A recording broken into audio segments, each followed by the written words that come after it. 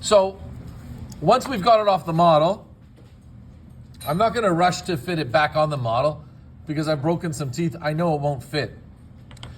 And on the table here, I would start off with the largest trimming item, which would be this white one. Have you used this before? Yep. I would start with that. And then I'm going to go down to this egg burr, and it looks like it's got some stone in it, which is not going to work that well with stone in it, but I can clean it. We're waiting for a few bodies still at the same time. Ooh, it's like, oh boy, we'll fix that. So I'm going to use the white wheel, I'm going to use the egg burr, and then thank you to the student here. I'm going to borrow this tapered burr, which I would use almost for everything, this one. This is the most popular one. And then somebody left me with this one, which I generally don't use, except if it's for metal work or something. And then I'm going to go down to this Fisher burr, maybe a little bit bigger one than this, but that's missing here as well too. But the same idea. It's a square cross-cut Fisher burr, square point, and then maybe the Robinson brush at the end. And that's all I would use. You can use more, but I would start just with these. And it's easier if you start off bigger to go smaller, and try not to go back and forth because you'll save time. So you can see the red line. I'll try to get on the screen here. You can see the red line of my bead line. And naturally, I'm going to try to get to the red line as fast as possible with this wheel. Now with experience, you'll trim faster. With less experience, it'll be something like that. Because it's like, oh no, what if I take it all off? Then I gotta mix cold cure, I gotta pressure pot, but I'm gonna go right to the line.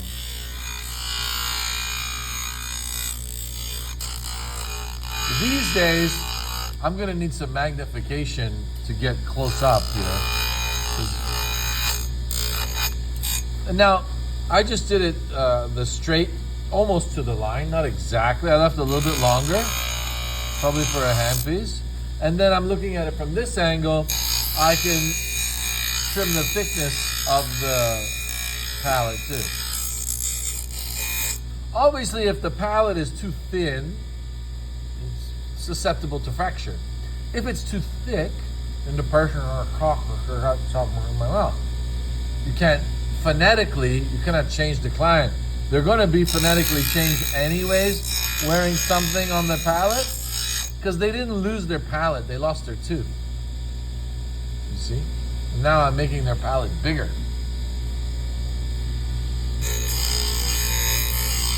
That's like Botox to the palate.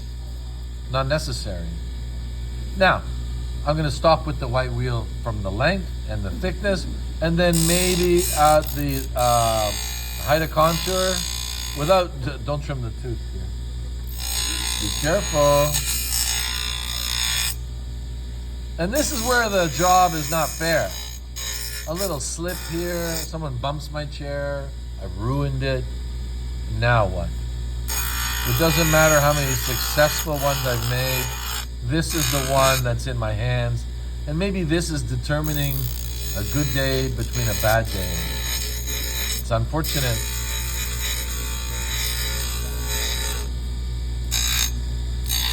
So channel your inner Zen-like feeling. These tools are yours. They're pretty sharp though, I think, some of them, if they've never been used. Because I used them last year. Let's see if I have another one in here that's not full of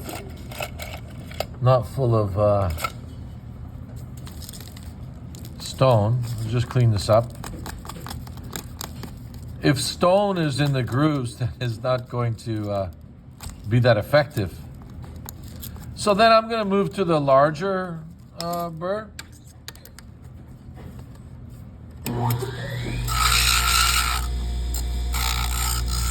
And then continue the thickness slowly, kind of like your custom trays.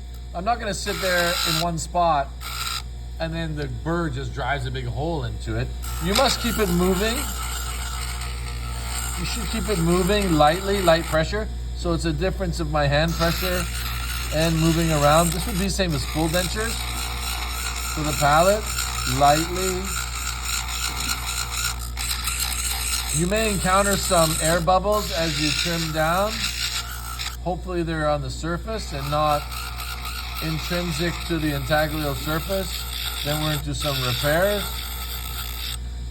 If you notice now at any time, I did not reintroduce the model. It's not fitting. I know that. So there's no need to. The student always wants to, oh, it's got to fit, it's got to fit. It's going to fit.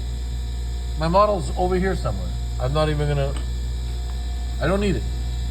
I can see everything I need to see here. Thinner, thinner. If you notice, I'm trimming from the occlusion down. Do not trim this way from the intaglial surface or the fitting surface. This is just going to create huge gap between the partial and the teeth. Trim from the occlusion down, and you can see how it's getting this nice little thin, finned out pieces of acrylic here. The occlusion down. Now there is a intermediate egg burr, is there not? One smaller than this? Or you just have the big one? There is a smaller one that I would use, but you can skip that and go right to the handpiece. So I would use a combination of this lathe because it's quicker. Some people, like across the pond in Europe, my European friends, they've never even seen this dishwasher motor lathe, whatever it is. They use just hand pieces. And then I know some people here in Ontario, Canada, US, they could trim everything with this thing. The teeth, everything. I think when I started out, we did. But I'm more of a handpiece kind of guy. I'd rather have more control of what's going on. So I'm going to, okay. What's going on?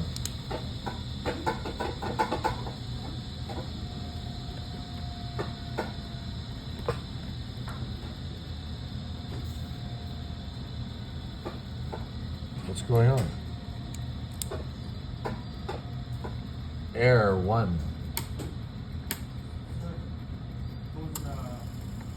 Thanks. Got it. Whoa. Foot pedal. Maybe that's why.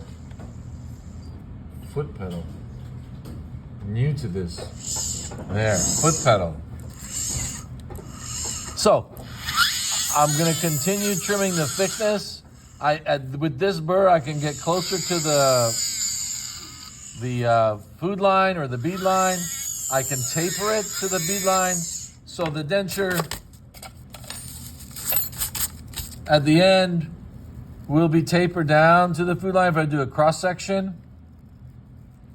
If I do a cross section of the palate, it's tapered down to the food line here. It's not finished like a square. It's more tapered down. At the same time, it's blunted. It's not knife edge, so it's sharp on the patient's tongue. Their tongue's not going to go back here and pick it up and the really sharp edges. My food line had rounded edges to it, the drawing that I made in red, so it's not square. Some of you made straight lines. This is more fashion, maybe. It's probably your only freedom in the food line or bead line. Mine's symmetrical so far. It should try to sit on the base of the palate or a flat part of the palate. Like I said, so it's perpendicular or to the plane of occlusion. Again, I'm trimming from the occlusion surface down. If you did not add enough acrylic on the lingual, meaning your subcingulum below, you may need to add. Attempt again. I see Carrie's found some extra teeth here. That's very good. And then now I didn't have the lingual of the central waxed, so I'm going to trim this. Obviously, I would use this last for the occlusion if there was an opposing bite later. This is still beginner stuff. No bite. Let's get something to fit, first of all. If you notice, I did not go to the intaglio surface yet. The fitting surface yet. I'm still working on the shape of my major connector or the denture base connector. And the smoother I can trim, the easier it is to polish. Now, when I look at the anterior section, you can see, would you be so kind to shut the lights off there on the wall? Is that okay? Then we have a better contrast to the picture. I find it kind of washy, especially with this paper behind. No. You know, one of the numbers, just try it. I think something was touched. More. Yeah, why not? Then I have an excuse for trimming this in the dark when it doesn't work. Perfect. Excellent. So you can see the width of the flange. This is in the undercut. This is in the undercut. So at least follow straight down.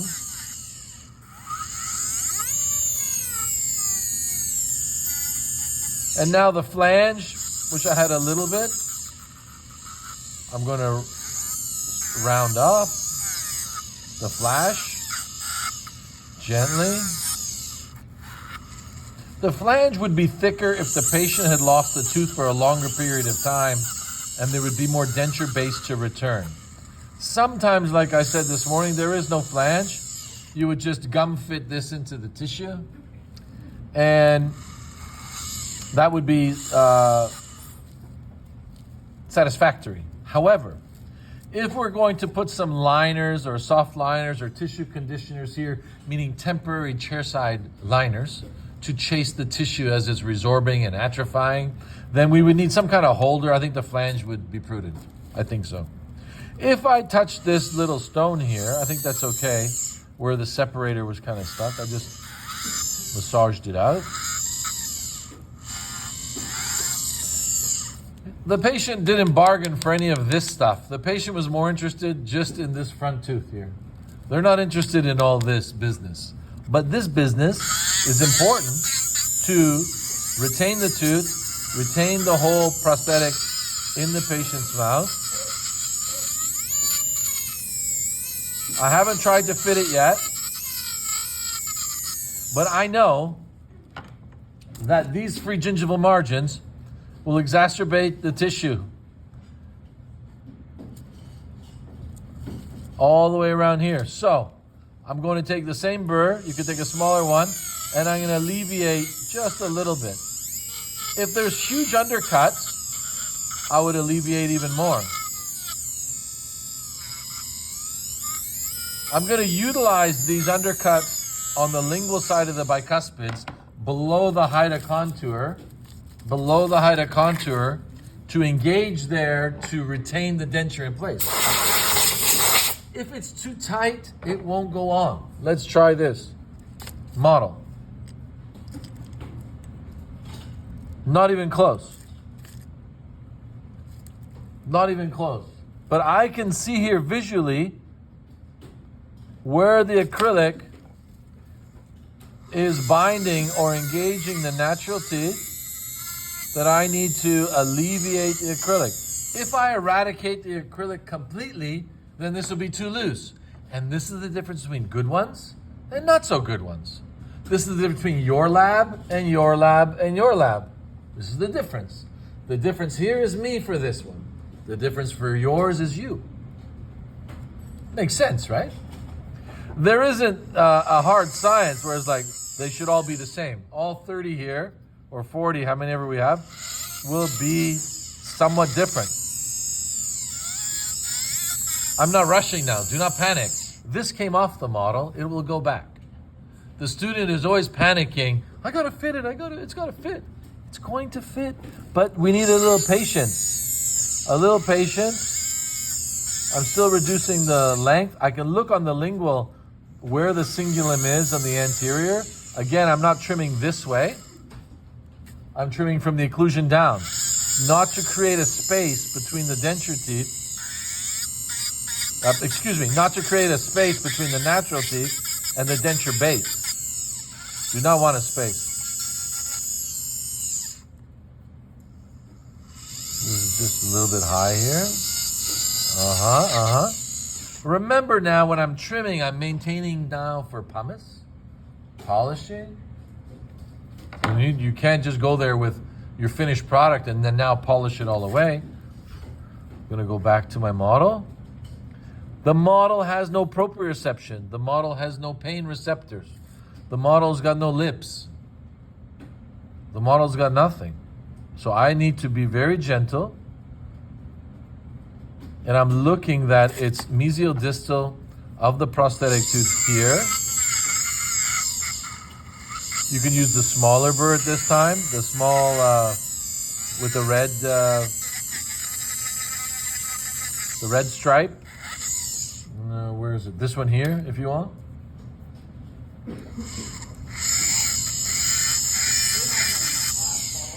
They have one.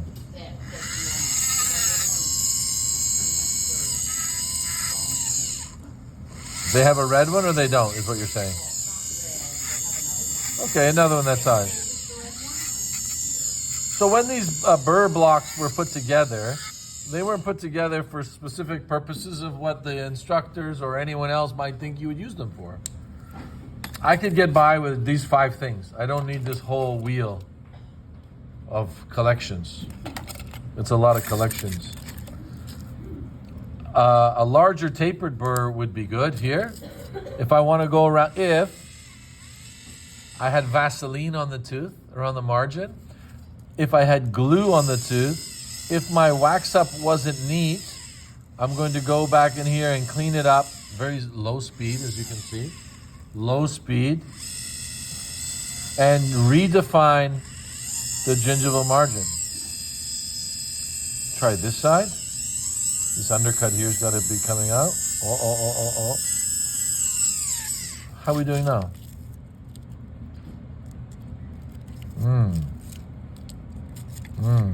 So, path of insertion, meaning we could put the anterior section on, then the palate, or the palate and then the anterior section on. Regardless, these bicuspids are still extremely undercut. Another way that I may have alleviated this is if I would have put base plate wax in the undercut here to block it out.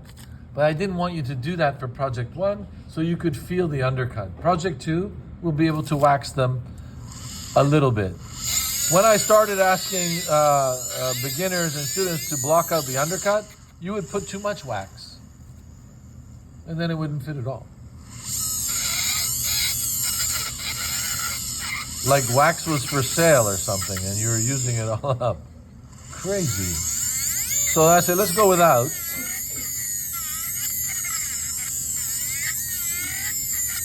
Again, I'm not going all the way to the occlusion. I'm leaving that part above the height of contour. If you notice, there's a line right here. That is still in contact with the tooth above the red line. I'm trimming below the height of contour in the undercut. That is above. Don't go all the way through like this, and then you just create a space between the plating of the acrylic to the natural tooth. Below. Now, people say, well, how do you know? I don't know. But I can see, and then from experience from other ones, of how much I should take off. And I'll be honest, sometimes I've made them too slack. Oops. Sometimes too tight. But most of the time, awesome. The day I worry about it, or the day I don't worry about it, is the day the mistake happens. So, again, does it fit yet? I could push it down, but that's a little bit too binding. A little bit more. A little bit more. A little bit more. Then we'll get there. Guide plane. I can even see a little bit of stone came off. You see the stone there? Whoa. The teeth don't wear off. So I'm going to take a little extra there. Here. And then conversely, the other side, distal of number 5. Here. Here.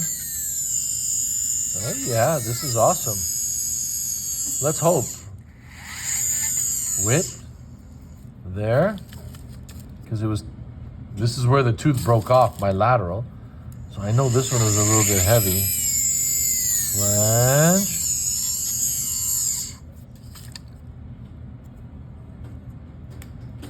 And it went click. Oh, here, I'll put this back on for you. And now here, I'm going to check, do I need to adjust any kind of incisal edge here? Distal incisal point angle, the bite. But you can see here, if we zoom in, if and when we can zoom in, the intimacy of the acrylic to the teeth on the lingual side. Would have been nice a little higher here, but I'm still above the height of contour. Here's a little bit better. Here's a little bit lower. You can trim on the model, but be careful, don't trim the teeth. If this helps you out, if you want to do it this way, but don't trim the teeth. It's probably a lot more safer off the model. So I know it fits. Now I'm going to go back. I see a tiny bit of porosity. Do you see that porosity right there? Oh, it's got to come out. The patient will be able to feel that with their tongue. Unless it fills up with hors d'oeuvres at the luncheon they were at after. Nice. If you want to hold it up to the light to get the consistent translucency of the palate, so the thickness is the same all the way around. If you would like to use the gauge, you can use this. Mine is 2 millimeters, 2.5, 2.5, 3, 2. I think 2.5 to 2 is fine. And I'll lose 1/4 to 1/2 with the pumice. Taper. This is a matter of preference. I've worked in some laboratories. Well, they say, Paul, your thumb partials are so thin. I'm like, mine are awesome. What are you talking about? No, make them thicker. I've been in other places, they're saying they're too thick. I said, what are you talking about? I can see through there. There is no hard and fast rule, 2 millimeters.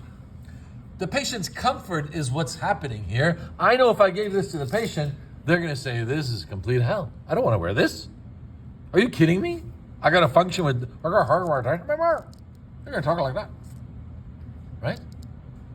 Yes. They'll be talking.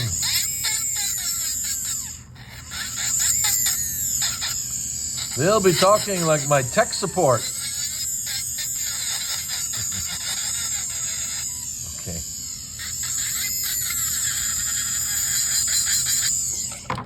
Nobody wants to wear this. Let's try it on again. Hang on. If it's too tight, easy, easy, easy. Again. Oh, gentle. Whatever is feeling here on the model will be double with the patient's mouth. And now let's say I push this in the patient's mouth or the dentist. How are they going to get it out? Saliva. I can't grab it. The margins are all sealed at the back. They can't even lift it up. So I would always leave a little bit tighter for the dentist to adjust the retention. If the dentist has the inability to adjust the retention, I can't help them. They will have to go and gain that experience without me around. Yeah. I've had some conversations with some practitioners. Paul, I just want to let you know, the patient didn't like the flipper. I said, tell me a patient that does like it. What are you talking about? They didn't like it.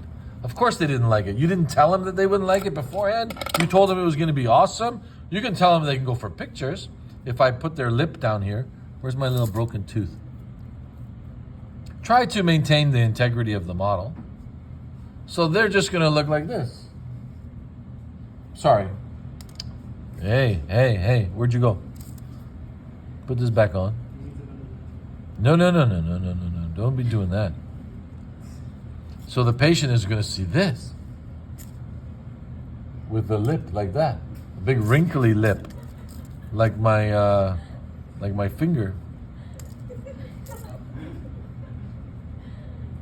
I'm entertaining you. I know it. I know it. That's good. That's good. That's really good now. In comes the dental technology tool of the century. A little bit of this. Don't glue it with this on the model. Yeah, that's okay. Okay, I'll wait till I see yours now, you critics. I love it. You're going to make great dental technicians. You know why? Because you're all good critics. Best critics, dental technicians. Well, I would have reduced the distal line angle a little bit more. Yeah. But you didn't. I would have chosen a shade a quarter lighter. I would have increased the value a little bit more. Sure. You guys are going to be awesome. But what we are as dental technicians is we will expand our scope of humility. For sure we will. Because this job is very humbling. Very humbling job. If you're not humbled yet, this job will put us there. I mean, think of what we're doing. We're trying to replace how many thousands of years of humanity, okay? And if we're into Darwinism, evolution of man, with a little bit of plastic here. That's a big, long uphill to climb.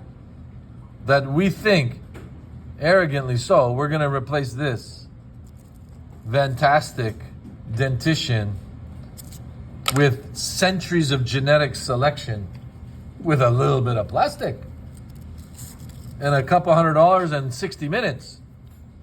Oh my goodness. Gracious, but humbling. I'm humbled. I had this glued, but since Carrie's here, I can blame it on her because she kept putting my index on, breaking it. So now it's over glued. So, what's my next step here? What's my next step? I could pre-polish this with the Robinson brush. I don't know if you did this in full dentures, but I can take this with a low speed here.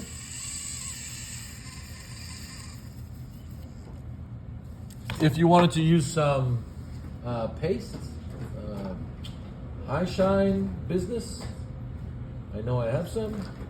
You could use Tripoli if you wanted. It's kind of dirty.